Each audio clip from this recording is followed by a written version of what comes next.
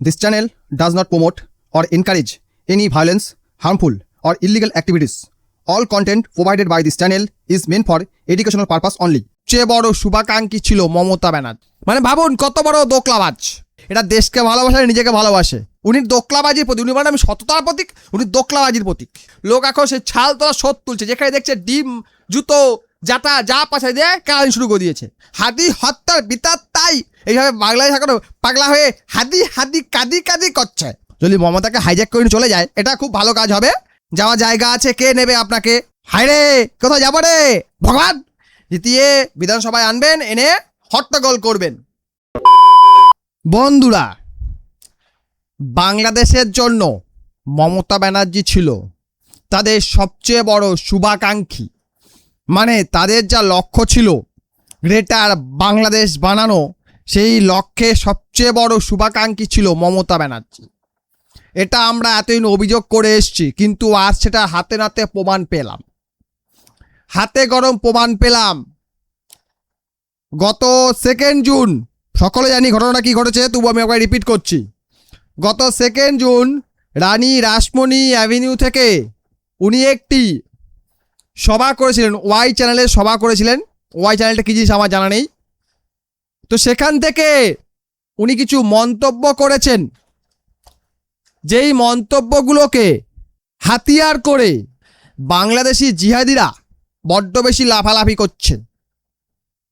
তারা কি বলছে সেটা বলার পূর্বে আমি ওনার বক্তব্যগুলো আপনাদের সামনে তুলে ধরতে চাই। যদিও মেন স্ট্রিম মিডিয়াতে আপনারা সেই বক্তব্যগুলো বহুবার শুনেছেন, তবু আমি একবার রিপিট করছি। উনি বলেছেন বাংলাদেশ থেকে একটা বড় খুনিকে এসটিএফ অর্থাৎ স্পেশাল টাস্ক ফোর্স অ্যারেস্ট করেছিল। অন্য দেশের কথা আমি বলছি না। আমি ওনার ভিডিওটা প্লে করতে পারতাম, বাট কপিরাইট হতে পারে, সেই কারণে প্লে না করে জাস্ট কথাগুলো কোট আনকোট বলার চেষ্টা করছি। আমার বলার অধিকার নেই, কিন্তু আমি যেটা বলছি পয়েন্টটা। তারপরে তারা মেঘালয় দিয়ে বাংলায় আসে, বাংলায় এলে এসটিএফ তাকে ধরে। তখন হোম মিনিস্টার ফোন করে আমাকে বলে, এতদিন আমি মুখ বুঝেছিলাম, মানে উনি তখন বলছেন আমি এতদিন মুখ বুঝেছিলাম, আজকে অত্রের শেষ সীমায় গেছেন বলে আমি এখনও বলছি না ভদ্রতা করে। মানে উনি কতটা বলছেন আর কি, বাংলাদেশের লোক উত্তাল হয়ে যাবে। মানে উনি ভদ্রতা করে কতটা নামটা বলেননি, বাট হোম মিনিস্টার উনি বলে ফেলেছেন। মানে ভাবুন কত বড় দোকলাবাজ। যাই হোক, বাংলাদেশ উত্তাল হয়ে যাবে, আমি সেটা চাই না। আমি দেশকে ভালোবাসি, বোঝা যাচ্ছে আপনি কত বড় দেশপ্রেমিক, বোঝা যাচ্ছে। আর এই 15 বছর আমরা বুঝে গেছি, আপনার রাজনৈতিক কেরিয়ার দেখলে আমরা বুঝতে পারি আপনি কত বড় ভদ্র, মানে খুব কত বড় দেশপ্রেমিক সেটা বুঝতে পারি। এবং আপনার লোকজনদের দেখলে বুঝতে পেরে যাই এটা দেশকে ভালোবাসে, নিজেকে ভালোবাসে। ঠিক আছে, আমার এলাকাও বহু লোক কট হয়েছে, মানে ক্যাচ কট হয়েছে, তো সেই কারণে বলছি আর কি। তখন এক সাংবাদিক জোর করছিল নামটা বলার জন্য, তখন মমতা বলছে না বলবো না, দেশের স্বার্থে বলবো না। তাহলে কথাটা তোলার কি দরকার ছিল? জনগণের সামনে কথা তোলার কি দরকার ছিল? একটা সভা করছেন উনি পলিটিক্যাল সভা করতেই পারেন, পলিটিক্যাল চেহারা, political leader, x chief minister, উনি এই ধরনের রাজনৈতিক সভা করতেই পারেন। সেখানে গিয়ে দেশের গোপন ব্যাপারগুলো উনি জনসমক্ষে মাইক দিয়ে বলছেন, আবার বলছেন আমি দেশকে ভালোবাসি, আমি দেশের স্বার্থে বলবো না, আবার বলেই ফেলছেন। এটা কী ধরনের কথা হচ্ছে বুঝতে পারছি না। তখন 2024-25 সাল হবে, যখন ওই ওসমান হাদিকে হত্যা করে বাংলাদেশেরই কিছু দুষ্কৃতী, তখন উনি বলেছিলেন বেঙ্গল পুলিশ অ্যারেস্ট করেছে, বাংলাতেই আছে, হ্যান ত্যান। উনি অনেক কিছু শোরগোল ফেলেছিলেন, কজনে মনে চাই না, তবে উনি শোরগোল ফেলেছিলেন। তখন যদি হোম মিনিস্টার বা সেন্ট্রাল থেকে ওনাকে বলা হয়ে থাকে যে আপনি এই কথাটা চেপে যান, বলবেন না, তখন উনি বলেছিলেন। এখন উনি বলছেন কি আমি দেশের স্বার্থে বলবো না, আবার হোম মিনিস্টার উল্লেখ করছেন। এটা কী ধরনের দোকলাবাজি? উনি পুরো নামটাই দোকলাবাজের, ওনার নামটাই দোকলাবাজি। উনি দোকলাবাজির প্রতীক। উনি বলেন আমি সততার প্রতীক, উনি দোকলাবাজির প্রতীক। রাজনীতি মানে দোকলাবাজি, সে যত বড় নেতা হোক যাই হোক, রাজনীতি কেউই স্বচ্ছভাবে কথা বলেন, কারণ যুদ্ধ ব্যবসার রাজনীতি এখানে কখনো স্বচ্ছতা চলে না। এখানে 2 নম্বরই না করলে সে টিকতে পারবে না। সে যত বড় ব্যবসাদার হোক, যত বড় রাজনীতিবিদ হোক, বা কোনো যুদ্ধক্ষেত্র হোক, সেখানে দোকলাবাজি চলবে। মানে সুযোগ পেলেই ছবল মারো, সেটা সৎভাবে হোক অসৎভাবে হোক, সামনাসামনি হোক পেছন দিকে হোক, দেখা দরকার নেই। মারা কাজ তুমি মারো, তোমার একটাই লক্ষ্য, তুমি মারবে। তুমি যুদ্ধক্ষেত্রে শত্রুদের মারবে, ব্যবসায় লোকের পকেট মারবে, আর রাজনীতিতে তুমি লোকের পেছন মারবে, ঠিক আছে? যাই হোক, আগে কি সরকার তাই করে গেছে, পেছন মেরে মেরে লোকের এমন ছাল তুলেছে, লোক এখন সে ছাল তোলা শোধ তুলছে, যেখানে দেখছে ডিম, জুতো, জাতা যা পাশায় দিয়ে কাহিনী শুরু করে দিয়েছে। যাই হোক, বাকিটা বলছি শুনুন, আমি পুরো লিখে রেখেছি। কি বললেন? आप थोड़ा आपका बेंगल पुलिस को बोल दो ये बात बाहर में नहीं कहने को बोलिए, এ দেশকে লিয়ে হ্যাঁ। যখন উনি বললেন এ দেশের জন্য, এই কথাটা বাইরে বলবেন না, তখন আপনি ফাঁস করেছিলেন, আবার এখনও আপনি ফাঁস করে দিলেন মাইক দিয়ে একটা সর্বসমক্ষে। আর এটা নিয়ে বাংলাদেশ জুড়ে উত্তাল হয়ে গেছে। বাংলাদেশ কি বলছে জানেন? হাদি হত্যার বিচার চাই, হাদি হত্যার বিচার তাই। এইভাবে বাংলাদেশ এখন পাগলা হয়ে হাদি হাদি কাদি কাদি করছে, হাদি হয়ে কান্নাকাটি করছে। মমতা যেহেতু বলে দিয়েছেন, তা মমতাকে এখন পরে বলবে, মমতাকে ধরে নিয়ে আসো, ওই বলে দেবে সব কিছু, ওকে হাইজ্যাক করো। হ্যাঁ, এটা ভালো কাজ হবে। যদি মমতাকে হাইজ্যাক করে চলে যায়, এটা খুব ভালো কাজ হবে, কেননা এটাই একমাত্র বাংলাদেশের জন্য উপযুক্ত কাজ হবে। আর এতে আশা করি বেঙ্গল পুলিশ কোনো বাধা দেবে না, উচিত নয়। কারণ এই ধরনের বক্তব্য সাধারণ মানুষ করতো বা আমি আপনি করতাম, তাহলে এতদিনে হয়ে গেছিলো আমাদের টাইটাই ফিস। এতদিনে কোমর দড়ি বেঁধে একদম নিয়ে যেত সুপ্রিম কোর্টে গিয়ে, একদম বলতো এ বেটা এইসব কথা বলছে, একে ফাঁসি দাও, যাবজ্জীবন দাও, দিয়ে দিত। একে কিছুই করা হয়নি। এই হচ্ছে আমাদের সিস্টেম। যাই হোক, বাকিটা বলছি।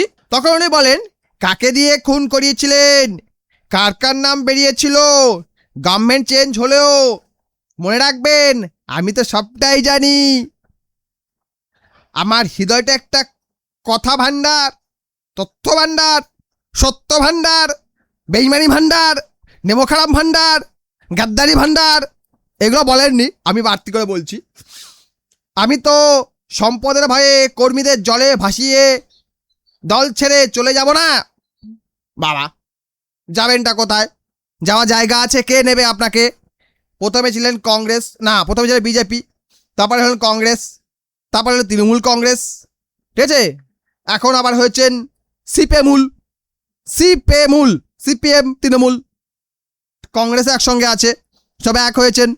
তো এই হচ্ছে রাজনীতির অবস্থা। তো যাবেন কোথায়? গিরগিটি যেমন রং বদলায়, এটা তো রাজনীতির দল বদলায়, ঠাক ঠাক ঠাক ঠাক ঠাক ঠাক, এরকম ব্যাপার। আমাকে কতবার বলেছে क्या चाहिए, हर कुछ कर देंगे अगर आप हमको मदद करेंगे तो, এরকম নাকি সেন্ট্রাল থেকে বলা হয়েছে। সেন্ট্রাল থেকে নাকি থেকে বলা হয়নি, বাট ওনাকে বলা হয়েছে। উনি কোন দিকে ইশারা করতে চাইছেন সেটা একটা পুচকি বাচ্চাও জানে। মানে সেটা না জোর করে বলতে হয়। সাংবাদিক জিজ্ঞেস করছে নামটা তো বলুন, নাম বলা কি দেখো, বলে দিয়ে হোম মিনিস্ট্রি থেকে ফোন এসেছিল, বলেই দিয়েছে। তারপর নাম জিজ্ঞেস করছে, আবার সাংবাদিক নাকামি করে। ভাবা যায় সাংবাদিকরা পারে। শুনুন, আমাদের পার্টির একটা নীতি আছে, হ্যাঁ, চোরের দল, আদর্শ আছে। আদর্শ একটাই, চুরি করা, ডাকাতি করা। দর্শন আছে, দর্শন একটাই, নিজে পকেট ভরা। এই হচ্ছে টিএমসির নীতি। আজকে আমার দুঃখ একটাই, যাদের জন্য সারা জীবন করেছি তারা এখন গাদ্দারের সাথে লাইন করছে। তোমার এলাকায় যখন বাড়ি ভাঙে 7,000 লোক, আমি নিজে ফোন করে তোমার যেতে বলি, তোমরা যাচ্ছ না।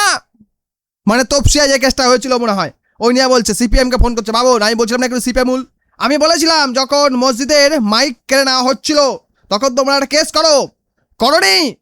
বকরিদের ব্যাপার নিয়ে আবরুজ্জামানকে নিয়ে মুয়ামুত্ত একটা কেস করে। যারা আজকে গাদ্দারি করছে তৃণমূলটাকে ভাঙার জন্য, ঈশ্বর আল্লাহ তেরে নাম সবকো সুমতি দে ভগবান। বাবা, হায় রে, কোথায় যাবো রে? ভগবানের নাম করছে। আগে আল্লাহ বলেছে, না সরি ঈশ্বর বলেছে, তারপরে আল্লাহ বলেছে, তার লাস্টে ভগবানকেও ডেকেছে। ভাবা যায়? বিশ্বের সবচেয়ে বড় দোকলাবাজি তকমা যদি থেকে থাকে, যদি প্রাইজ থেকে থাকে, সেটা এনাকে দেওয়া উচিত। আমার তো তাই মনে হয়, কারণ এনার মতো দোকলাবাজ কেউ নেই। কিন্তু উনি ভেবেছিলেন কি এইসব করে করে, নাটক করে করে এতদিন জিতে এসছেন, এত বছর উনি কাটিয়েছেন, পার করেছেন, এবারও উনি পার করতে পারবেন। কিন্তু উনি ভাবতে পারেননি এমন কিছু ঘটে যাবে। শিলিগুড়ির এক আইনজীবী শিলিগুড়ি সাইবার ক্রাইম থানায় ওর নামে এফআইআর করেছেন। এফআইআর যিনি করেছেন ওনার নাম রিঙ্কি সিং চ্যাটার্জি। ওনার নামে 152, 153, 151, 192, 191, 196 এবং 153A সেকশনে মামলা করা হয়েছে এবং এগুলি সবই রাষ্ট্রদ্রোহী মামলা। এই আইনজীবী 8 তারিখ হাইকোর্টে দ্বারস্থ হবেন ওনার অ্যারেস্ট করার আবেদন নিয়ে এবং হুমায়ুন কবির নাকি রোহিণীনগর থেকে ওনার জন্য টিকিট কনফার্ম করতে চাইছেন। উনি যদি রাজি থাকেন রোহিণীনগর থেকে হুমায়ুন কবির ওনার হয়ে প্রচার করবেন এবং ওনাকে জেতাবেন, জিতিয়ে বিধানসভায় আনবেন, এনে হট্টগোল করবেন। এতদিন অর্থাৎ গত 15 বছর ধরে নিজেরা ভাবমূর্তিকে বাজি রেখে উনি ইলেকশন জিতে এসছেন। সে লোকসভার সময় উনি বলেছেন 42টা সিটেই আমি প্রার্থী, আর 294টা সিটে আমিই প্রার্থী। উনি নিজে ভাবমূর্তিকে বাজি রেখে জিতে এসছেন।